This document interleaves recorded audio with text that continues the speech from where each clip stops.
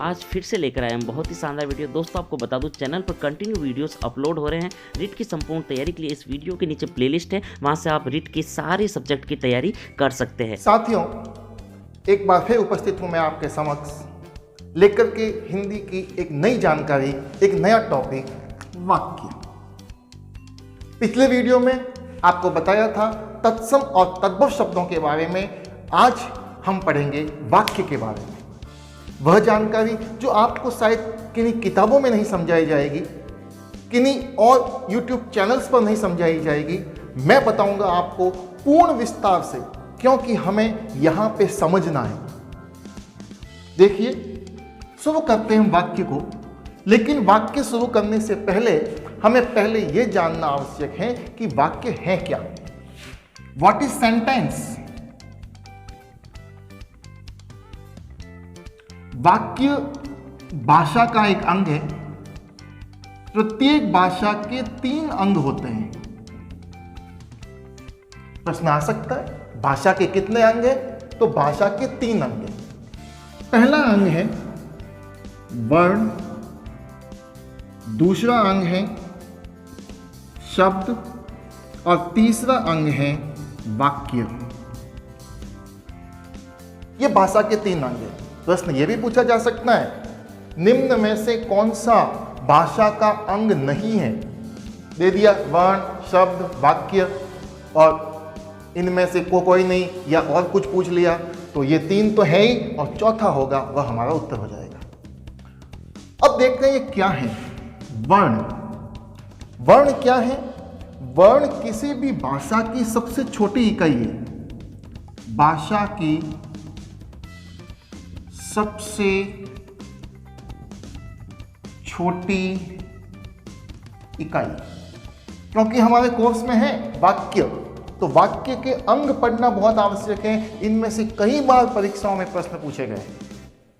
सबसे छोटी इकाई है वर्ण। वर्ण वही है जो हम छोटी कक्षाओं में पढ़ते आ रहे हैं। वर्णमाला, अ, क, च, ट, त, प, क, च, त, ये है वर्ण। दूसरा अंग हमारा होता है शब्द। शब्द बनता है वर्णों के सार्थक समूह से।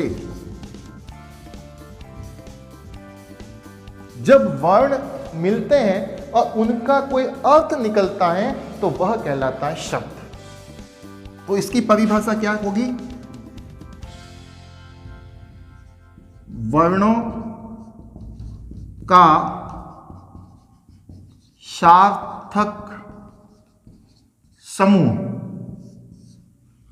वर्णों का सार्थक समूह शब्द। शब्द है क्या? एक और सवाल बनता है इसके आधार पर, अर्थ के आधार पर। अर्थ के आधार पर भाषा की सबसे छोटी इकाई। सबसे छोटी इकाई अर्थ के आधार पर, क्योंकि वर्ण का कोई अर्थ नहीं निकलता है, शब्द का अर्थ निकलता है। उसके बाद वाक्य, तीसरी इकाई। जब शब्द समूह में मिलते हैं और उनका कोई अर्थ निकलता है तो कहलाता है वाक्य। वाक्य क्या है? बता दिया, ये तो शब्दों का सार्थक समूह। शब्दों का सार्थक समूह। प्रश्न पूछा जा सकता है, वाक्य है, अ दे दिया, शब्दों का सार्थक समूह एक ऑप्शन, दूसरा ऑप्शन दे दिया सार्थक शब्दों का समूह। देखिए दोनों में अंतर है। शब्दों का सार्थक समूह, इन दोनों में अंतर है। कंफ्यूज हमें जो एग्जामिनर करता है वो यही करता है, पेपर बनाने वाला। शब्दों का सार्थक समूह, ये तो वाक्य हैं। लेकिन सार्थक शब्दों का समूह, शब्द तो सार्थक है ही है, लेकिन उनका समूह अगर उल्टा सीधा हो गया, इसका कोई अर्थ नहीं निकले, तो वह वाक्य नहीं होगा। तो उत्तर होगा हमारा ये, शब्दों का सार्थक समूह, न कि सार्थक शब्दों का समूह। फिर जब भावार्थ के आधार पर हम देखते हैं, भाव या भावार्थ, भावार्थ के आधार पर यह भाषा की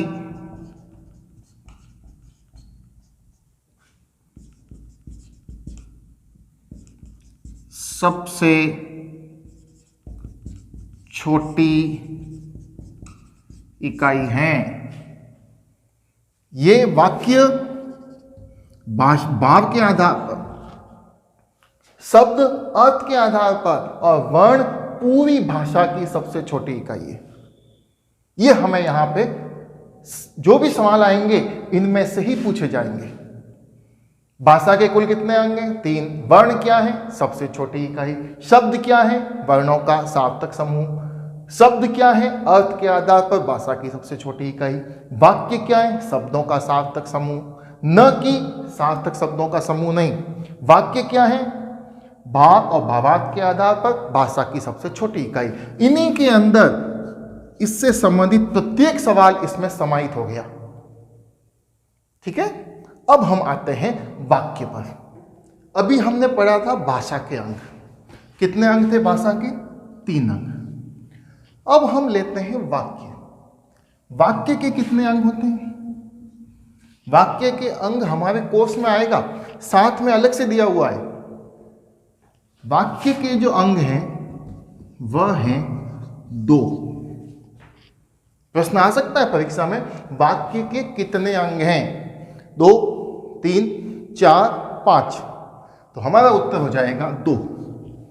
पूछ लिया जाए भाषा के कितने अंग हैं, तो उत्तर होगा हमारा 3। अब हम आते हैं उन 2 अंगों पे जिनके आधार पर वाक्य बना है, क्योंकि जब तक हम वाक्य के अंगों को नहीं पहचानेंगे तब तक हम इस प्रश्नों को जो हमारी परीक्षा में आगे आने वाले हैं उनको हल नहीं कर पाएंगे। देखिए 2 अंग हैं। पहला अंग है उद्देश्य और दूसरा अंग है इसका विधेय।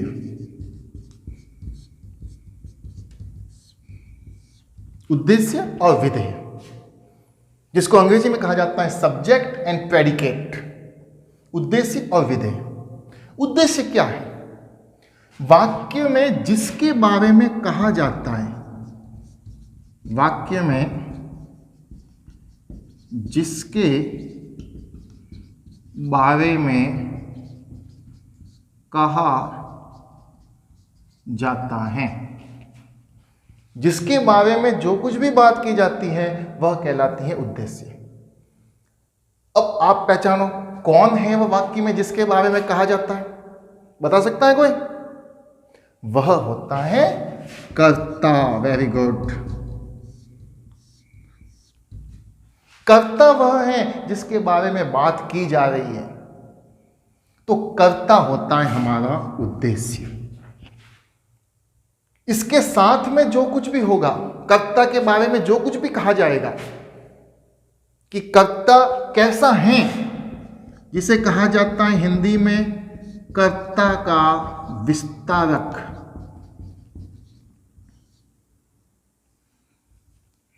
कर्ता का विस्तारक, ये दोनों मिलकर के कहलाते हैं उद्देश्य। इसको हम एक उदाहरण के माध्यम से समझेंगे अभी थोड़ी देर बाद। दूसरा विधेय। विधेय क्या है? कर्ता के बारे में या उद्देश्य के बारे में जो भी कहा जाए वह सभी विधेय कहलाता है। मतलब उद्देश्य कर्ता और कर्ता का विस्तारक हो गया, इसके अलावा वाक्य में जो कुछ भी आया है वह क्रिया हो सकती है, क्रिया का विस्तारक हो सकता है, कर्म हो सकता है, कर्म का विस्तारक हो सकता है, पूरक हो सकता है, पूरक का विस्तारक हो सकता है, सहायक क्रिया हो सकती हैं, वह सभी कहलाती हैं उद्देश्य के साथ में विधेय। कर्ता उद्देश्य और विधेय उसकी क्रिया। विशेष रूप से क्रिया को इसमें शामिल किया जाता है, लेकिन क्रिया ही नहीं, इसमें कर्म का विस्तारक, क्रिया का विस्तारक, सहायक क्रिया, पूरक का विस्तारक, ये सभी आते हैं। अब लेते हैं हम एक उदाहरण, क्योंकि जब तक उदाहरण नहीं लेंगे तब तक हमें ये बात स्पष्ट नहीं होगी। इसको हम लिखा हुआ रखेंगे तब हमें ये बात समझ में आएगी। देखिए हम एक उदाहरण लेते हैं।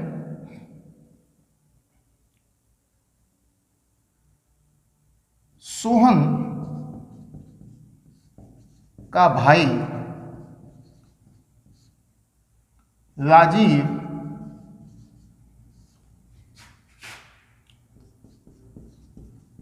फिल्मी पुस्तकें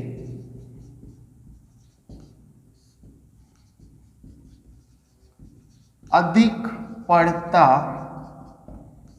है। ये वाक्य है, ठीक है। यहां हमें पहचानना है कर्ता कौन है। कौन है कर्ता? पढ़ कौन रहा है? राजीव। तो राजीव हो गया हमारा कर्ता। कोर्स में है वाक्य के अंग, इसलिए हमें यहाँ पूरा इसको विस्तार से समझाना और समझना आवश्यक है, तभी हम आगे के प्रश्नों को हल कर पाएंगे, आगे वाक्य के प्रकारों को समझ पाएंगे। देखिए कर्ता हो गया राजीव। अब राजीव कौन है?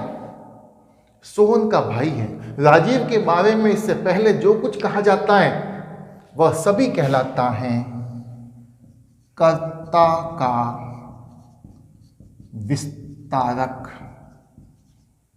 कर्ता का विस्तारक कहा था, जिसके बारे में कहा जाए कर्ता और कर्ता का विस्तारक, ये दोनों मिलकर के कहलाते हैं उद्देश्य। अब बात आती है विधेय की। उद्देश्य के बारे में जो कुछ भी कहा जाता है, अब पीछे जो कुछ भी कहा वो सब हो गया हमारा विधेय। लेकिन ये है क्या? देखिए सबसे पहले पहचानते हैं क्रिया। पढ़ना।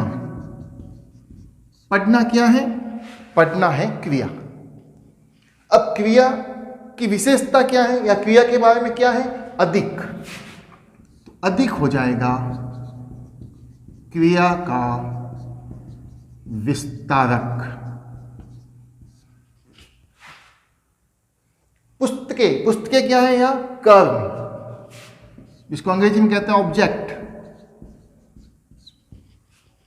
अब इसकी विशेषता क्या है? इसका विस्तार क्या बता रहा है? कैसी पुस्तकें? कि फिल्मी। तो ये हो जाएगा कर्म का विस्तारक।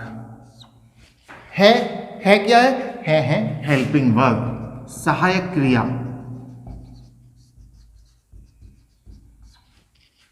तो कर्म का विस्तारक, क्रिया का विस्तारक, सहायक क्रिया, ये सभी मिलते हैं जब आपस में, तो ये कहलाते हैं विधेय। ये है हमारा विधेय। समझता हूं बात स्पष्ट हो गई होगी। उद्देश्य किसे कहते हैं, विधेय कैसे कहते हैं। अब हम आते हैं वाक्य के प्रकार पर। वाक्य के प्रकार हम देखें, प्रश्न हो सकता है वाक्य कितने प्रकार के होते हैं, तो इसका कोई उत्तर नहीं है, क्योंकि वाक्य के प्रकार अलग अलग रूप में है। पहला रचना, या इसको कहा जा सकता है संरचना, या कहा जा सकता है प्रयोग के आधार पर। प्रश्न हो सकता है हमारा और होगा कि संरचना और प्रयोग के आधार पर वाक्य कितने प्रकार के होते हैं, 2, 3, 4, 5। तो उत्तर हो जाएगा 3 प्रकार की। दूसरा, अर्थ के आधार पर।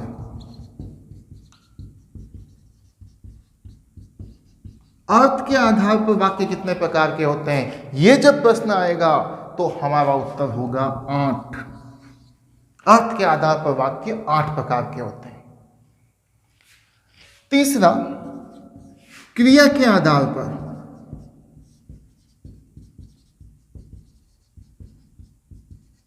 और क्रिया के आधार पर भी वाक्य 3 प्रकार के होते हैं। जब संरचना के आधार या प्रयोग के आधार पर देखें तो 3 प्रकार के, अर्थ के आधार पर देखें तो 8 प्रकार के, क्रिया के आधार पर देखें तो 3 प्रकार के। अब ये कौन से हैं, अब हम आगे इसको समझते हैं। देखिए, एक एक को हम यहां स्पष्ट करेंगे।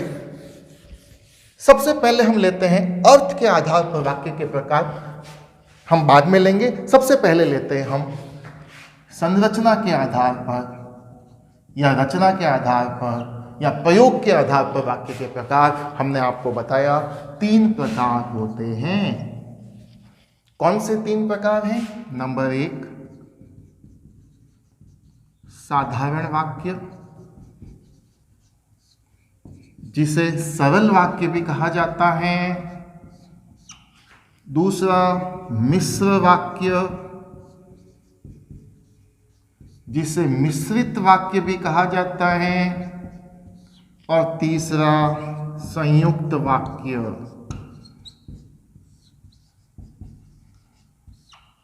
वे जिनकी अंग्रेजी भी रही हुई है वो इनको समझ सकते हैं। सिंपल सेंटेंस, मिश्र वाक्य यानी कॉम्प्लेक्स सेंटेंस, और संयुक्त वाक्य यानी compound sentence. 3 types of sentences.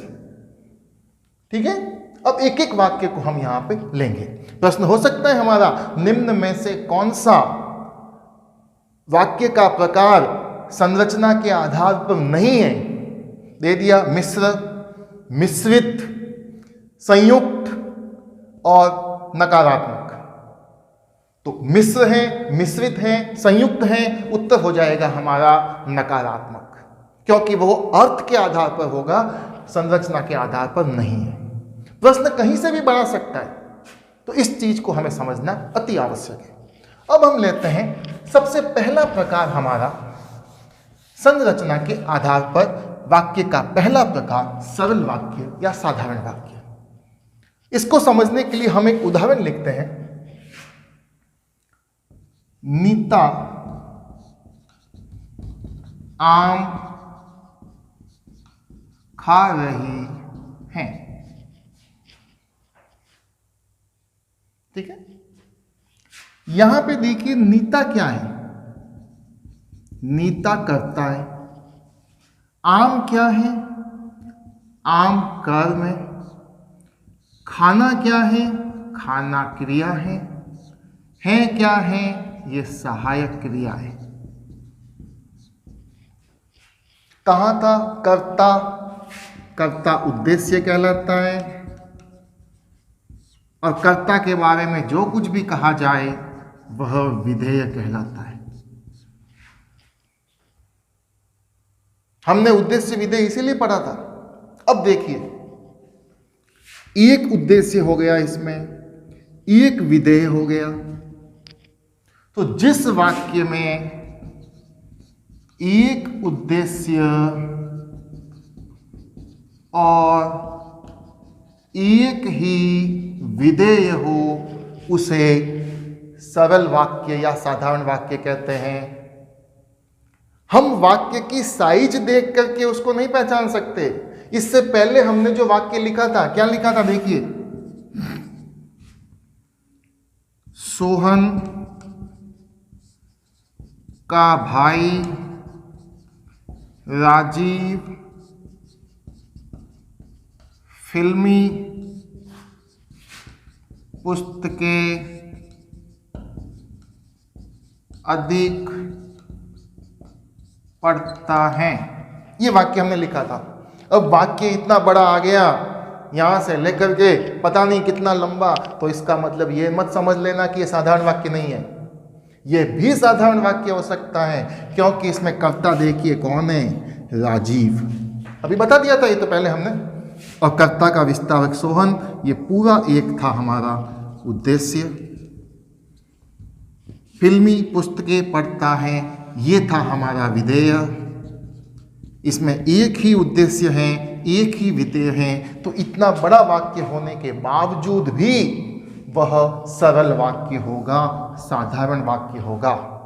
इसलिए कभी भी इस चीज को ध्यान में रखना परीक्षा के अंदर कि देख लिया बड़ा वाक्य है, ये साधारण तो हो ही नहीं सकता, अब तो अपन को मिश्र और संयुक्त इनमें से ही छांटना है, अब दिमाग लगाते हैं। तो गलत तो हमारा पहले ही हो गया कि हमने साधारण को छोड़ दिया। छोड़ना नहीं, एक एक को देखना है। ठीक है, एक उदाहरण हम और समझते हैं। इसमें हमने देखा था एक उद्देश्य है, एक ही विधेय है। अब हम एक उदाहरण ऐसा लेते हैं कि रमेश, सुरेश और नीलेश खाना खा रहे हैं। हम ये मान लेते हैं कि उद्देश्य ही क्या है, कर्ता। कर्ता को उद्देश्य कहा गया है, लेकिन यहां तो कर्ता ये भी है, नीलेश, सुरेश भी कर्ता है, रमेश भी कर्ता है।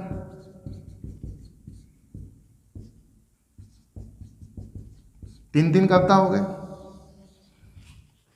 लेकिन ध्यान रखना, ये तीनों काम क्या कर रहे हैं, खाना खाने का, उनकी क्रिया एक ही हो रही है। जब अनेक उद्देश्यों के द्वारा, अनेक कर्ता के द्वारा एक ही क्रिया की जा रही हो, तो वह उद्देश्य एक ही कहलाएगा, अलग अलग नहीं कहलाएगा। तो इसमें एक ही उद्देश्य है, ये सभी कर्ता मिलकर के एक ही उद्देश्य बनाते हैं। इनका उद्देश्य एक ही है, खाना खाना। ठीक है, तो उद्देश्य एक, उनकी क्रिया एक हो रही है, एक, और खाना खा रहे हैं, ये तो विधेय है ही है, पीछे अपन ने देखा था। तो एक उद्देश्य, एक विधेय, मतलब क्या हो गया, साधारण वाक्य। अब सवाल पूछता हूं मैं आगे। अब इसमें आगे भले ही आप कितने ही नाम जोड़ दो, नीता, गीता, सीता, पिता, पता नहीं कितने, तो भी वह एक ही उद्देश्य कहलाएगा और एक ही विधेय होगा, वह साधारण वाक्य होगा। इसे कितना ही लंबा खींच लिया जाए, वह मिश्र या संयुक्त नहीं बनेगा, वह साधारण ही रहेगा। अगला लेते हैं हम, एक और उदाहरण के माध्यम से समझते हैं। ये तो हमने कर्ता को बढ़ाया, अब हम बढ़ाते हैं क्रिया को। देखिए, रमेश और सुरेश पढ़ और लिख रहे हैं। दो कर्ता, दो क्रिया। रमेश भी करता, सुरेश भी करता, पढ़ना भी क्रिया और लिखना भी क्रिया। लेकिन इसका मतलब ये नहीं कि कर्ता ज्यादा आ गए तो ये हमारा संयुक्त या मिश्र हो जाएगा, नहीं होगा, क्योंकि रमेश और सुरेश दोनों मिलकर के एक ही प्रकार की क्रिया कर रहे हैं। क्रिया का प्रकार देख रहा है मैं यहाँ पे, एक ही क्रिया कर रहे हैं। पढ़ने लिखने का काम सुरेश भी कर रहा है, पढ़ने लिखने का काम रमेश भी कर रहा है। जब दोनों कर्ता हमारे एक ही काम कर रहे हैं तो यह एक ही विधेय कहलाएगा, अलग विधेय नहीं होगा। और दोनों मिलकर के जब एक ही कार्य कर रहे हैं तो ये भी दोनों मिलकर के एक ही उद्देश्य कहलाएगा। जब एक उद्देश्य है, एक विधेय है, तो वह संयुक्त वाक्य नहीं होगा, सरल वाक्य होगा। ठीक है, आगे बात समझ में।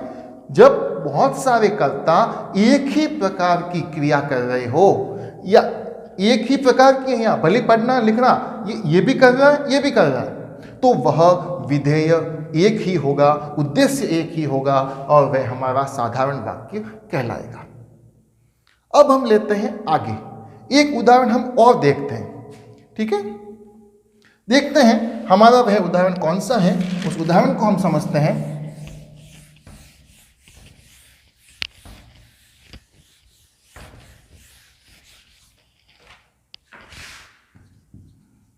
रजनी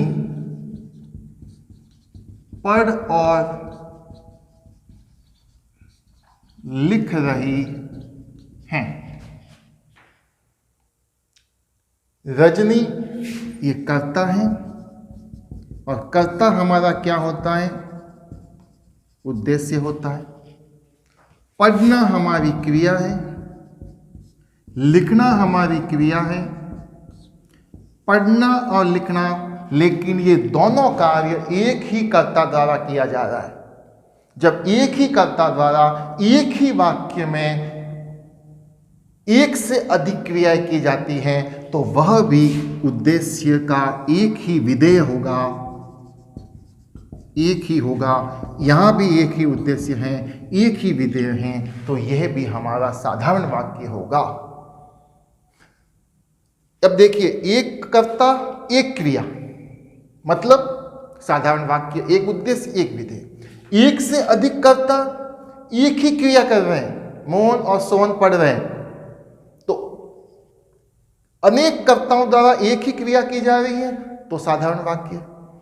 रजनी पढ़ और लिख रही है, एक ही कर्ता द्वारा एक से अधिक क्रिया एक ही वाक्य में की जा रही है तो वह भी विधेय एक माना जाएगा, साधारण वाक्य। एक से अधिक कर्ता एक ही प्रकार की क्रिया एक से अधिक कर रहे हो भले ही, लेकिन एक ही प्रकार की हैं। मोहन, सोहन, सुरेश पढ़ और लिख रहे हैं। मोहन, सुरेश और मोहन तीनों ही मिलकर के पढ़ने का काम भी कर रहे हैं, लिखने का काम भी कर रहे हैं, तो वह भी हमारा साधारण वाक्य होगा। तो यह था हमारा साधारण वाक्य। साधारण वाक्य का विस्तार हमने देखा था, क्रिया, क्रिया का विस्तार, कर्म, कर्म का विस्तार। ये भी प्रश्न परीक्षा में आ सकता है, हालांकि ऐसा बहुत कम पूछा जाता है। अब हम लेते हैं वाक्य का दूसरा प्रकार, संयुक्त वाक्य, जिसे अंग्रेजी में कहा जाता है कंपाउंड सेंटेंस। क्या कहला जाता है? Compound sentence. संयुक्त वाक्य को समझने के लिए हम पहले एक वाक्य लिखते हैं आपके समक्ष। देखिए वाक्य क्या है, जैसे सोहन पढ़ रहा है, मोहन टीवी देख रहा है,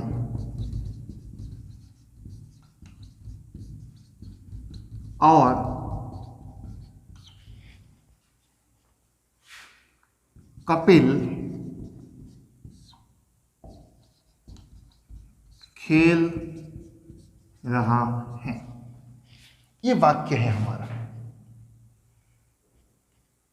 यहां पे आप देखिए, सोहन करता है, पढ़ना पढ़ रहा है, ये क्रिया और क्रिया का विस्तारक है, यानी ये उद्देश्य है, और ये हमारा विधेय है। ठीक है, एक वाक्य पूरा हो गया। दूसरा वाक्य यहां फिर कर्ता आया,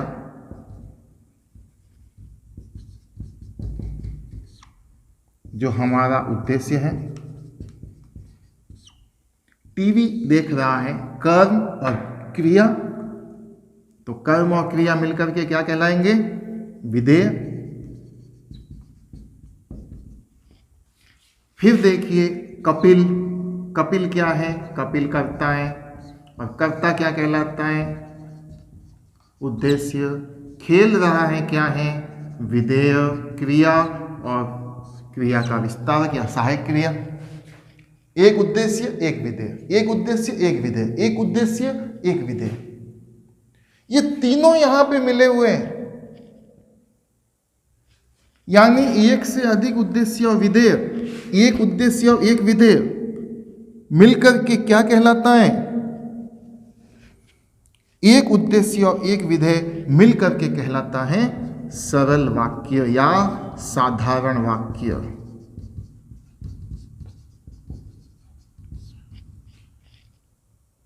यहां पर भी देखिए, ये उद्देश्य ये विधेय, एक उद्देश्य और एक विधेय मिल गया, साधारण वाक्य।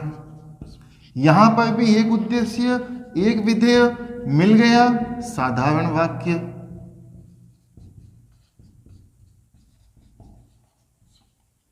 देख लिया आपने? एक साधारण वाक्य, दूसरा साधारण वाक्य, तीसरा साधारण वाक्य, 3 साधारण वाक्य हैं। और जब एक से अधिक साधारण वाक्य किसी एक वाक्य में आ जाते हैं तो वह कहलाता है संयुक्त वाक्य। लेकिन ध्यान रखना, यहां पर ये जो भाग हैं, एक हिस्सा ये, एक हिस्सा ये, एक हिस्सा ये अलग अलग वाक्य के, इन्हें मुख्य वाक्य नहीं कहा जा सकता क्योंकि ये छोटे छोटे टुकड़े हैं, इन्हें कहा जाता है उपवाक्य। दूसरा उपवाक्य ये, एक उपवाक्य ये, कुल 3 उपवाक्य हो गए। ये वाक्य का एक हिस्सा उपवाक्य, ये दूसरा हिस्सा उपवाक्य, ये तीसरा सरल वाक्य का हिस्सा उपवाक्य, यानी 3 उपवाक्य मिल गए। तो क्या परिभाषा होगी? जब 2 या 2 से अधिक सरल या साधारण वाक्य किसी संयोजक शब्द से, ये इनको जोड़ रहा है, यहां ये जोड़ रहा है, यहां ये कॉमा जोड़ रहा है। संयोजक शब्द जरूरी नहीं है कि वो शब्द ही हो, वह अल्प विराम भी हो सकता है, हमारा कॉमाज हो सकता है। ये कॉमा या अल्प विराम और संयुक्त वाक्य, जब 2 सरल या साधारण वाक्य या 2 से अधिक सरल या साधारण वाक्य किसी संयोजक शब्द से जुड़े हो तो वह कहलाता है हमारा संयुक्त वाक्य। देखते हैं हम इसको। एक विशेषता इसकी और क्या है? यह स्वतंत्र होता है। प्रत्येक उपवाक्य स्वतंत्र है। ऐसा नहीं कि इसको हटा दिया तो दूसरा बचेगा, नहीं बचेगा। देख लिए, मोहन टीवी देख रहा है, इसको मैं यहां से हटा देता हूं, लो मिटाई दिया, खेल ही समाप्त। तो क्या ये वाक्य समाप्त हो गया? नहीं हुआ। देखो, सोहन पढ़ रहा है और कपिल खेल रहा है, 2 साधारण वाक्य मिल गए, ये भी संयुक्त वाक्य होगा। अगर मैं इसको हटाता, उसको रखता तो भी ये वाक्य रहता। इन 2 को हटाता और केवल लिखा होता कपिल खेल रहा है तो भी वह वाक्य होता। यानी ये पूर्णतया स्वतंत्र होते हैं, एक के हटने पर दूसरे के ऊपर इसका कोई प्रभाव नहीं पड़ता है। ये है संयुक्त वाक्य की सबसे बड़ी विशेषता। अब आपको कहा था कि किसी संयोजक शब्द से जुड़े होते हैं, तो देखते हैं वो संयोजक शब्द कौन कौन से हैं। उसके बिना हम यहां आपको याद करने में आसानी होगी, और इससे मिलते जुलते और ले लेते हैं। तथा, एवं, व, ये हो गए हमारे। और, तथा, एवं, व, एक अर्थ वाले। और देखते हैं, अपितु, लेकिन, परंतु, बल्कि, ये एक अर्थ वाले। या, अथवा, वरना, ये एक अर्थ वाले।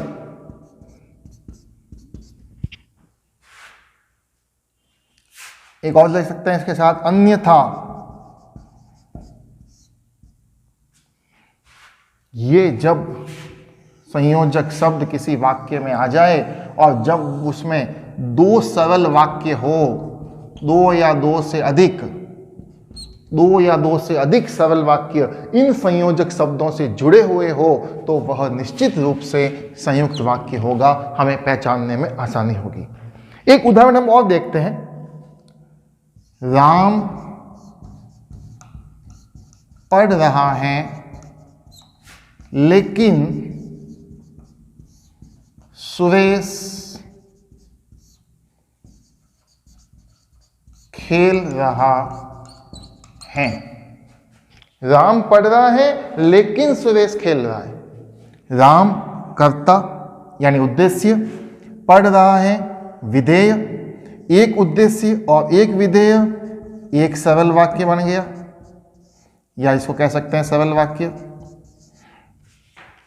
सुरेश उद्देश्य, खेल रहा है, विधेय, मिल गए आपस में, एक उद्देश्य एक विधेय, मतलब बन गया सरल वाक्य या उपवाक्य। एक संयोजक शब्द लेकिन से जुड़ा है, ये लेकिन, तो ये कहलाता है हमारा संयुक्त वाक्य। ये भी हो सकता था अगर मैं यहां पे योजक शब्द नहीं लगाता और सिर्फ कॉमा लगा देता, तो भी ये संयुक्त वाक्य होता, क्योंकि ये दोनों सरल वाक्य हैं। यह हमारे इस कॉमा से, जो आपको पहले कहा था मैंने, इससे आपस में जुड़े हुए हैं, तो ये भी संयुक्त वाक्य होंगे। ठीक है, तो ये था हमारा संयुक्त वाक्य। दो प्रकार हमने देख लिए, अब देखते हैं हम तीसरा प्रकार, मिश्र वाक्य।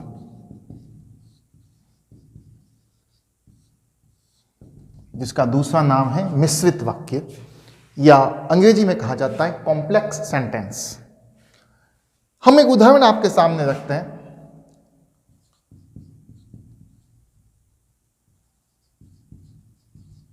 गांधी जी ने कहा कि बुरा मत बोलो,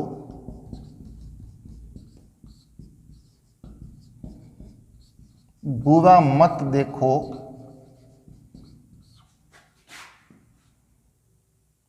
और बुरा मत सोचो। ये वाक्य है इतना बड़ा। ठीक है, यहां हम पहचानते हैं कर्ता। कर्ता कौन है? गांधी जी। और कर्ता क्या कहलाता है? हमारा उद्देश्य। ने कहा, ये ने कहा हो गया हमारा क्रिया, क्रिया का विस्तारक और क्रिया, ये मिलकर के कहलाया विधेय।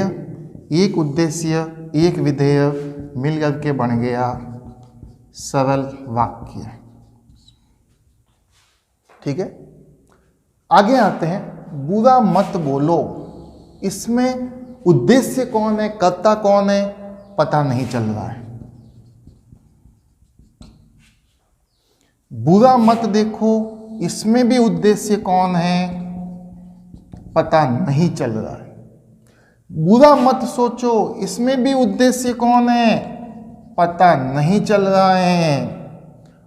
तो देखिए, जब पता नहीं चले तो वह हो जाता है हमेशा आश्रित उपवाक्य। तीनों आश्रित उपवाक्य हैं, ये भी आश्रित उपवाक्य है, ये भी आश्रित उपवाक्य है। तो जिसके अंदर कर्ता होगा और क्रिया उद्देश्य विधेय होगा, जो सरल वाक्य के जैसा दिखाई देगा, सरल वाक्य होगा, वह कहलाता है प्रधान उपवाक्य। क्योंकि प्रधान क्यों? क्योंकि इसमें उद्देश्य है हमारा और विधेय है, उद्देश्य है। तो एक तो हो गया प्रधान उपवाक्य, और एक दो तीन हो गए हमारे आश्रित उपवाक्य। तो ऐसी जब स्थिति बने, यानी जिस वाक्य में एक प्रधान उपवाक्य हो और उस पर आधारित एक या एक से अधिक आश्रित उपवाक्य हो, भले इतना होता तो भी कोई बात नहीं, इतना होता तो भी कोई बात नहीं, और पूरा है तो भी कोई बात नहीं। जब एक प्रधान उपवाक्य उस पर आश्रित एक से अधिक आश्रित उपवाक्य हो, तो वह मिश्र वाक्य कहलाता है। क्या परिभाषा बन गई? जिसमें एक प्रधान वाक्य हो और एक से अधिक आश्रित उपवाक्य हो, तो वह मिश्र वाक्य कहलाता है। इसको उदाहरण के माध्यम से हमने समझ लिया। अब देखिए यहां पे पहले वाले वाक्य के अंदर जो संयुक्त वाक्य पढ़ा था वो स्वतंत्र होता था, ये स्वतंत्र नहीं होता है। इसके उपवाक्य स्वतंत्र नहीं होते हैं, इसके उपवाक्य स्वतंत्र नहीं होते हैं। कैसे नहीं होते हैं? देखिए, अगर मैं कहूं बुरा मत बोलो, अब इसका मतलब क्या होगा? किसने कहा, क्यों कहा, कब कहा? कोई उत्तर नहीं है। जब ये कहेंगे कि गांधी जी ने कहा कि बुरा मत बोलो, तब ये वाक्य पूरा होगा। या ये कहते गांधी जी ने कहा, क्या कहा नहीं पता, ये जब इसके साथ जुड़ेगा तब हमारा वाक्य पूरा होगा। इसलिए ये एक दूसरे पर आश्रित होते हैं, इसलिए इसमें आश्रित उपवाक्य शब्द का प्रयोग होता है और ये स्वतंत्र नहीं होते हैं। इसमें एक प्रधान उपवाक्य होता है और एक या एक से अधिक आश्रित उपवाक्य होते हैं। अब इसको हम समझते हैं एक उदाहरण के माध्यम से। उदाहरण क्या है? ये तो हो गया, इसको हम देखते हैं, क्योंकि मिश्र वाक्य जो हैं उसके 3 प्रकार होते हैं, ध्यान रखना। ये हमें उदाहरण देखने हैं। अब इनके वाक्य 3 प्रकार के हैं संरचना के आधार पर: सरल वाक्य, संयुक्त वाक्य, मिश्र वाक्य। मिश्र वाक्य वापस 3 प्रकार के हैं। कौन कौन से हैं? लेकिन मैंने एक गलती की है, आपने ध्यान दिया या नहीं, यही मैं देखना चाहता था। ध्यान आपने नहीं दिया है। ये मिश्र वाक्य का प्रकार नहीं है, ये हैं आश्रित उपवाक्य के प्रकार 3।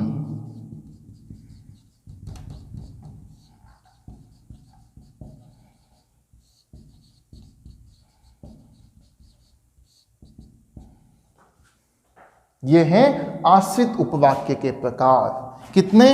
3। कौन कौन से? नंबर 1 संज्ञा उपवाक्य। संज्ञा उपवाक्य। नंबर 2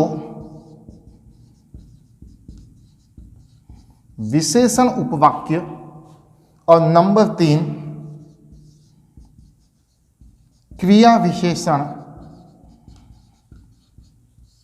उपवाक्य। ये 3 आश्रित उपवाक्य के प्रकार होते हैं।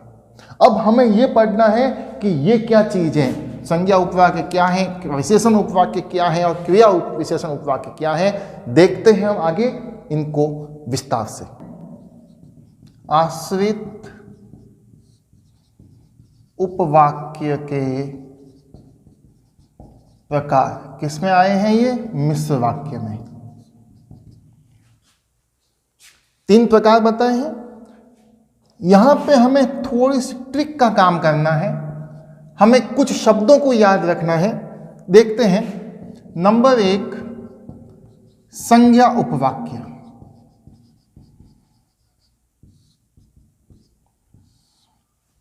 संज्ञा उपवाक्य कौन सा होता है? 2 शब्द याद रखने हैं, एक की, एक क्योंकि, यानी की आ गया, बस इसमें भी आ गया वो तो वैसे ही। अगर ये की शब्द आ जाए, देखिए की 2 प्रकार के होते हैं, एक ये की, एक ये की। इसका प्रयोग तो होता है जब किसी और की कोई वस्तु होती है, राम की, मोहन की पुस्तक, तो वहां ये बड़ी ई की मात्रा लगती है कि। जब कोई वाक्य कहता है, मैंने कहा कि, सुरेश ने बताया कि, तो वहां पे ये की जब आती हैं तो वह संज्ञा उपवाक्य होता है। उदाहरण देखते हैं। अभी अपन ने जो उदाहरण देखा था, गांधी जी ने कहा कि, तो वह संज्ञा उपवाक्य है। और देखते हैं। प्रधानमंत्री कहते हैं कि मैं सदैव देश की रक्षा करूंगा कि। ये आ गया एक प्रधान वाक्य, प्रधानमंत्री उद्देश्य, कहते हैं विधेय, एक सरल वाक्य यानी ये प्रधान उपवाक्य, मैं सदैव देश की रक्षा करूंगा, ये एक आश्रित उपवाक्य।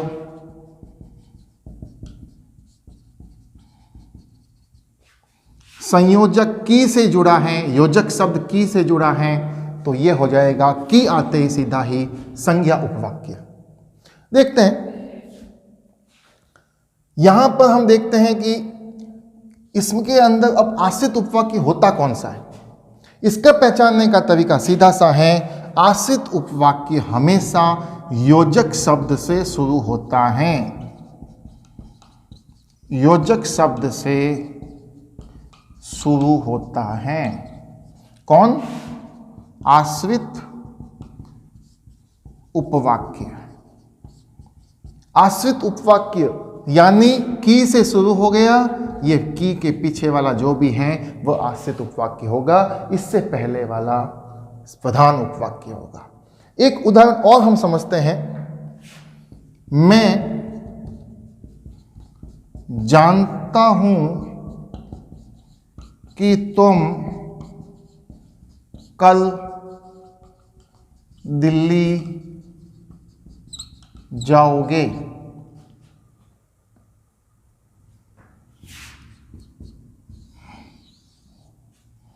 ये की,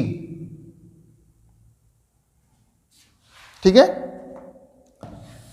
ये था हमारा संज्ञा उपवाक्य।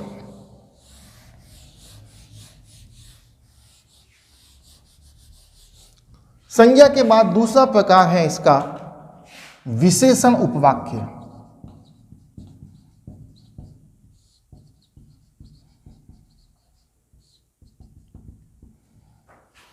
विशेषण उपवाक्य। विशेषण उपवाक्य के लिए शब्द क्या संज्ञा का था, तो की। अब विशेषण उपवाक्य के लिए जो शब्द हैं, जो योजक शब्द हैं, वह हैं जो, जिसका, जिसके, जिसकी,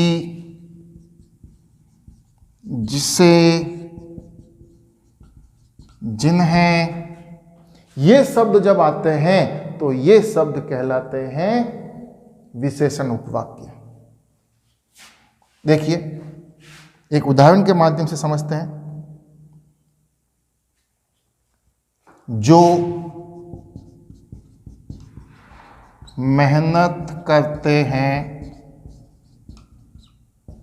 जो मेहनत करते हैं उसे सफलता मिलती है। यहां जो आ गया, ये जो शब्द दिख गया, ये प्रधान उपवाक्य नहीं है, क्योंकि कहा था आपको आश्रित उपवाक्य संयोजक शब्द से शुरू होता है। जो संयोजक शब्द हैं, इसलिए ये आश्रित उपवाक्य होगा और ये प्रधान उपवाक्य होगा। तो जो, जिसका, जिसके, जिसकी, जिसे, जिन्हें, ये शब्द आ जाए तो वह विशेषण उपवाक्य होगा, आश्रित उपवाक्य का प्रकार। अब हम लेते हैं तीसरा, क्रिया विशेषण उपवाक्य। ये तीसरा प्रकार है हमारा आश्रित उपवाक्य का, क्रिया विशेषण उपवाक्य। इसको कैसे पहचानोगे? इसको पहचानने के लिए हमारे पास जो शब्द हैं वह शब्द को रोक, क्या वह रोक दे भले। तो हम देख रहे थे क्रिया विशेषण उपवाक्य। क्रिया विशेषण उपवाक्य की पहचान क्या होती है? इसके जो शब्द हैं उनको हम बाद में समझेंगे। पहले हम क्रिया विशेषण देखते हैं, जिसके अंदर रीति की बात की जाती है, स्थान की बात की जाती है, काल की बात की जाती है। इसके आधार पर होता है क्रिया विशेषण। हमें पहचानना है कि क्रिया विशेषण उपवाक्य है, इस वाक्य का मिश्रित उपवाक्य किस प्रकार का है।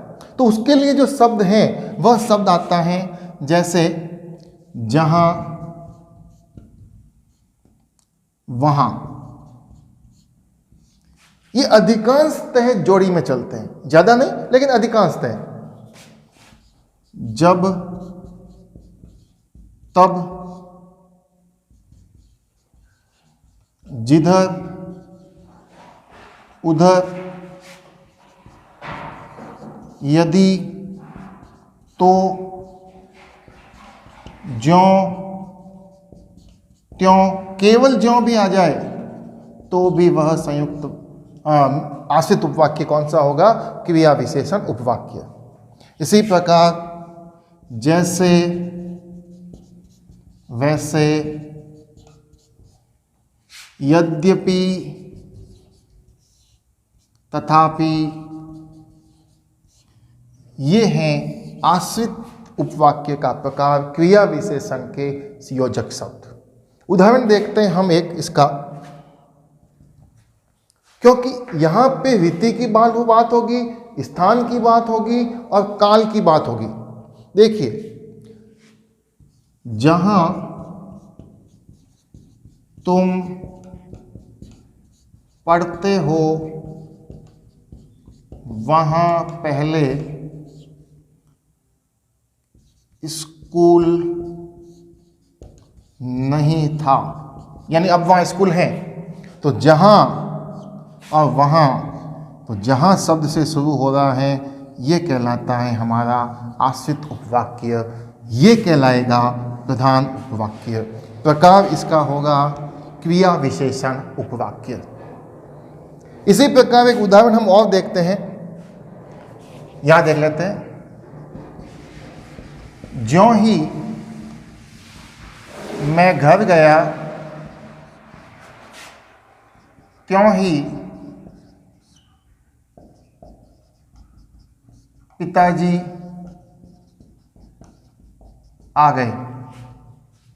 तो ये ज्यों ही, त्यों ही, ये ज्यों ही शब्द, ज्यों ही किसका परिचायक है?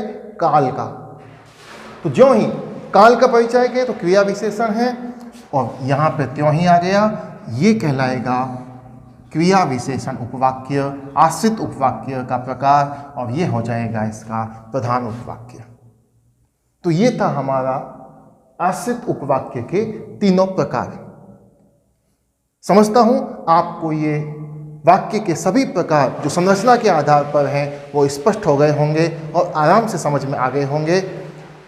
यदि आपको ये वीडियो अच्छा लगता है तो चैनल को सब्सक्राइब कीजिए, वीडियो को शेयर कीजिए और लाइक कीजिए। तो आपको एक उदाहरण बताता हूं, विशेष उदाहरण। क्या है वो? जिसकी लाठी उसकी भैंस, ये कहावत है और ये एक छोटा सा वाक्य भी है। इसमें कर्ता कौन है? नहीं है।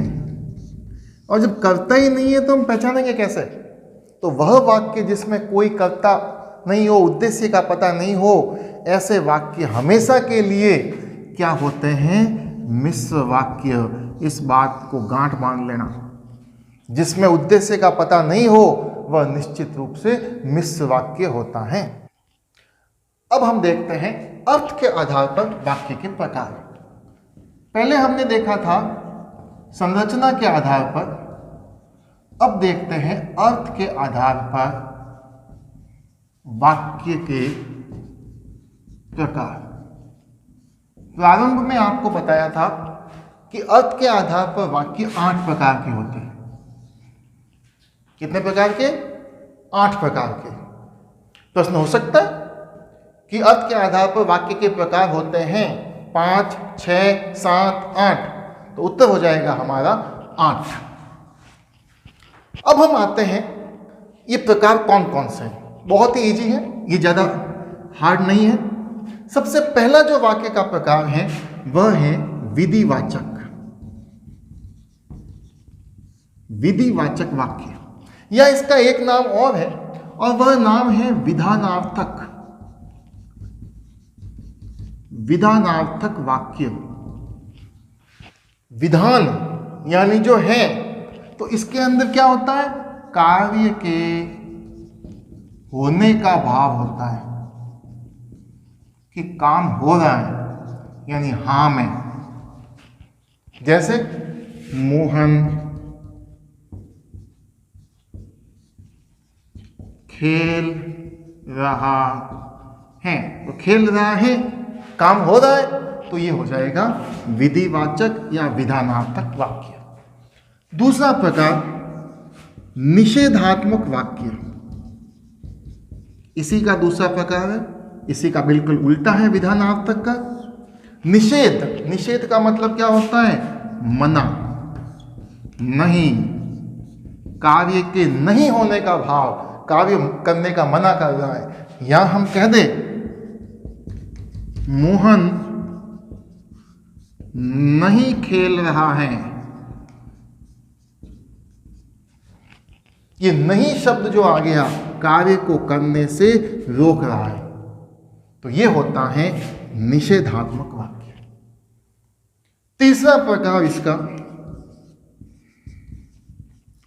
प्रश्नवाचक वाक्य, ये इंग्लिश में क्या कहलाते हैं? इंटेरोगेटिव सेंटेंसेस, ये नेगेटिव सेंटेंसेज। तो इंटेरोगेटिव सेंटेंसेज प्रश्नवाचक वाक्य, प्रश्नवाचक वाक्य में क्या पूछा जाता है? सीधी सी बात है, प्रश्न पूछते हैं और सबसे अंत में प्रश्नवाचक चिन्ह लगा हुआ होता है। जैसे क्या मोहन खेलता है?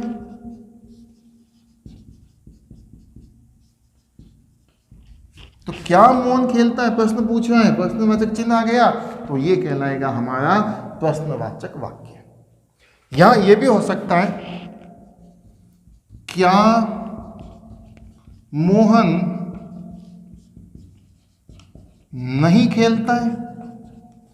क्या मोहन नहीं खेलता है, ये भी प्रश्न पूछ रहा है, भले ही नहीं आ गया लेकिन प्रश्न पूछ रहा है, तो ये प्रश्नवाचक वाक्य होगा। अंग्रेजी में चलता है अलग से इंटेरोगेटिव नेगेटिव सेंटेंस, प्रश्नवाचक नकारात्मक वाक्य, लेकिन ये हमारे अलग नहीं है वाक्य के प्रकार में, एक ही है प्रश्नवाचक। इसलिए जब प्रश्न पूछा जाएगा तो वह होगा प्रश्नवाचक वाक्य। अगला, लेकिन प्रश्नवाचक वाक्य में दो शब्द एक आते हैं, मैं आपको बता देता हूं, कौन और क्या। ध्यान रखना, कौन शब्द का प्रयोग सदैव सजीव के लिए होता है, क्या का प्रयोग हमेशा निर्जीव के लिए होता है।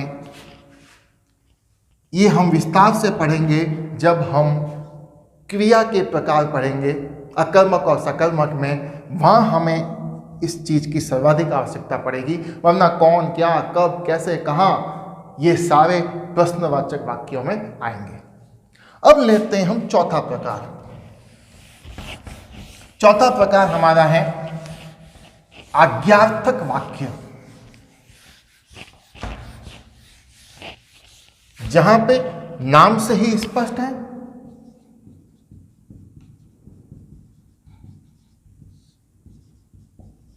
आज्ञार्थक वाक्य, आज्ञा दी जाती है, आदेश दिया जाता है, वह होता है आज्ञार्थक वाक्य। जैसे मुझे पानी पिलाओ, ये आज्ञा दे रहा है कि मुझे पानी पिलाओ, तो ये होता है आज्ञार्थक वाक्य। इसी प्रकार से रवि तुम अपने घर जाओ, रवि को आदेश दिया जा रहा है, तो जहां पे आदेश का भाव हो, आज्ञा का भाव हो, वहां पर आज्ञार्थक वाक्य होता है। चौथा प्रकार के बाद हम आते हैं पांचवें प्रकार के। पांचवा प्रकार हमारा है विस्मयादि बोधक।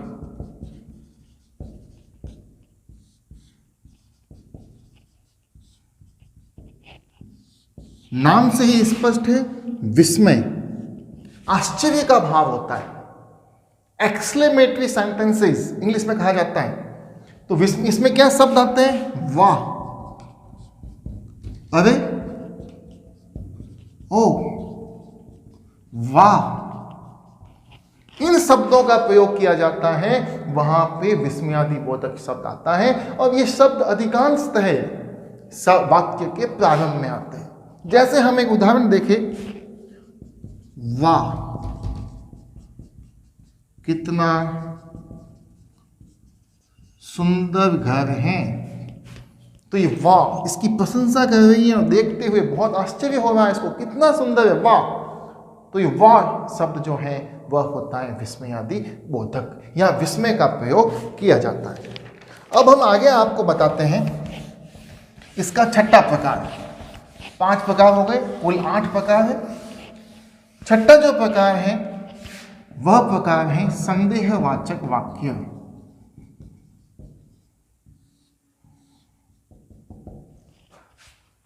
यहां भी देखिए नाम से स्पष्ट है संदेह,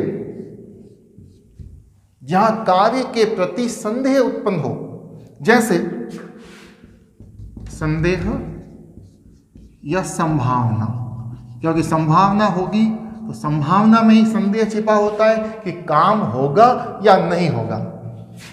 इनमें इसके अंदर शायद, संभव है,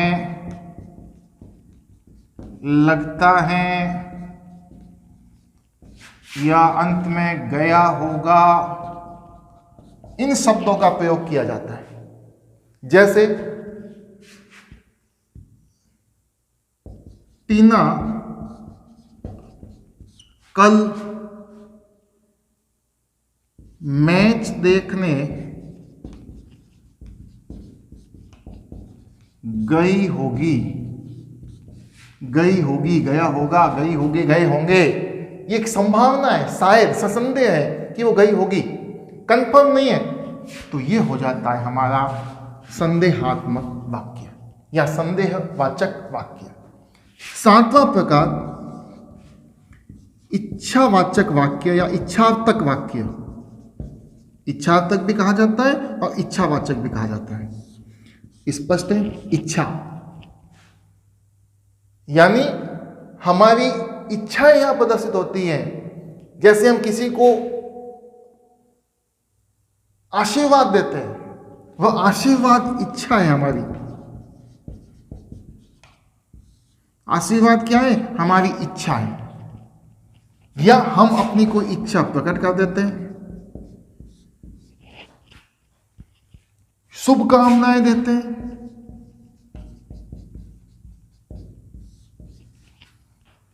लेकिन इच्छाएं हमारी बुरी भी हो सकती हैं, जरूरी नहीं है अच्छी हो। गाली देते हैं हम, वह भी इच्छावाचक वाक्य में आता है, इच्छा बुरी भी हो सकती है।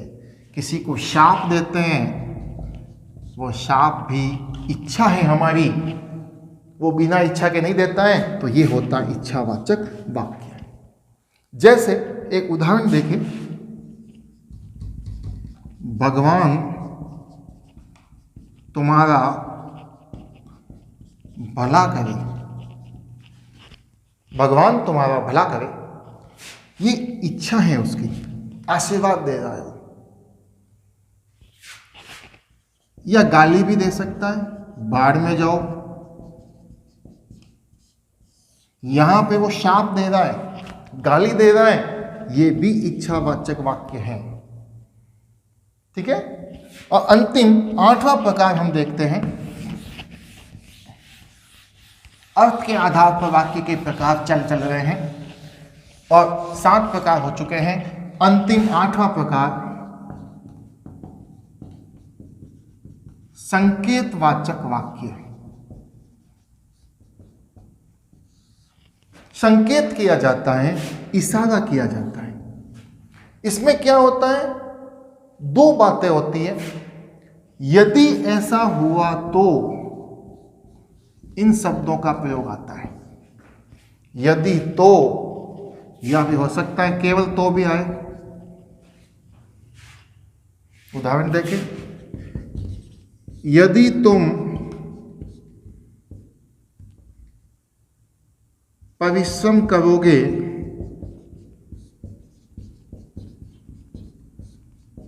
तो अवश्य उत्तीर्ण होंगे। यदि, यहां संकेत है, यदि ऐसा किया तो, ठीक है ना। जब संकेत होता है, यदि और तो का प्रयोग होता है, तो वह होता है संकेतवाचक वाक्य। हो सकता है यदि का प्रयोग नहीं भी हो, केवल तो भी आए। जैसे अच्छा कार्य करोगे तो फल भी अच्छा मिलेगा।